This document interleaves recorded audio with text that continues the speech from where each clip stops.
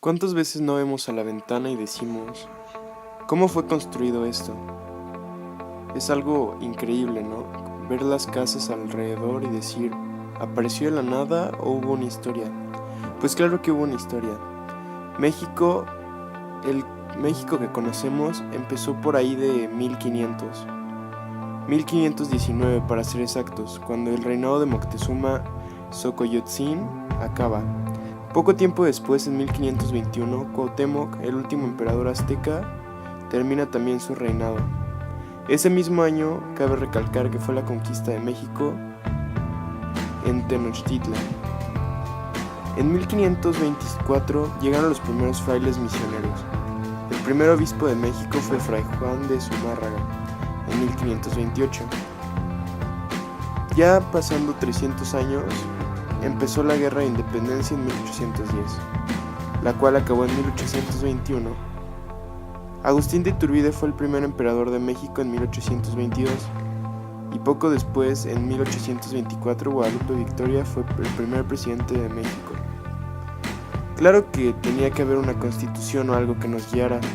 Para el 1824 surge la primera constitución. En 1848, México pierde la mitad de su territorio. Para 1857 la Constitución surge otra vez, pero de manera nueva. De 1858 a 1861 fue la Guerra de Reforma o de los 3 años.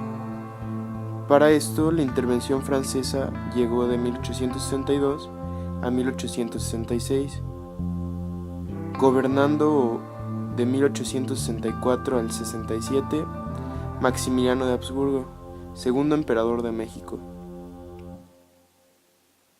Para no hacer el cuento largo, de 1900 y pico hasta el 2000 gobernó el PRI. El PRI era famoso porque todos decían, o al menos el pueblo mexicano creía que ellos compraban las elecciones. Pero para el 2000 llega Vicente Fox a cambiar eso. México es un país con muchos recursos naturales. Entre ellos, para la ganadería es un gran productor. Para la agricultura también. Y tiene muchos recursos también minerales. Solamente que por lo que investigamos nosotros creemos que no están bien aprovechados. Cabe recalcar que México está en el puesto número 14 de los países con más superficie. Tiene un total de 1.964.000 kilómetros cuadrados. Eso es muchísimo. Aparte, cuenta con que 2.5% de su territorio es agua. Tiene frontera con Estados Unidos, frontera con Guatemala y frontera con Belice. Si nos pusiéramos a contar sus habitantes y los comparáramos alrededor del mundo, es el puesto número 11 de las ciudades de los países más habitados del mundo. Yo creo que México tiene muchísimo potencial, pero los mexicanos no hemos sabido aprovecharlo. Nos hemos ido por las cosas fáciles.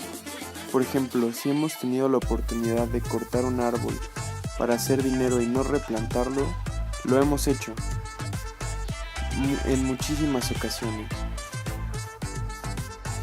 Casi toda la superficie del país se ubica en la placa norteamericana, aunque con algunas partes de Chiapas en la placa del Caribe y de la península de Baja California, en la placa de Cocos y en la placa pacífica. Geofísicamente, algunos geógrafos incluyen el istmo de Tehuantepec en América Central. Sin embargo, geopolíticamente, México es considerado dentro de América del Norte, junto con Canadá y Estados Unidos. Algo que es muy difícil de notar es que el petróleo, su venta ha estado en declive. Cuando, por ejemplo, en el 2003 se exportaron 673.000 barriles de crudo, en el 2015 se exportaron nada más 427.000. Esto es una cantidad bastante diferente a la del 2003, ya que bajó casi un tercio de esta misma. Algo por lo cual se le conoce a México también es porque hemos tenido autores muy importantes, tanto para las poesías, para los libros y en el arte en general.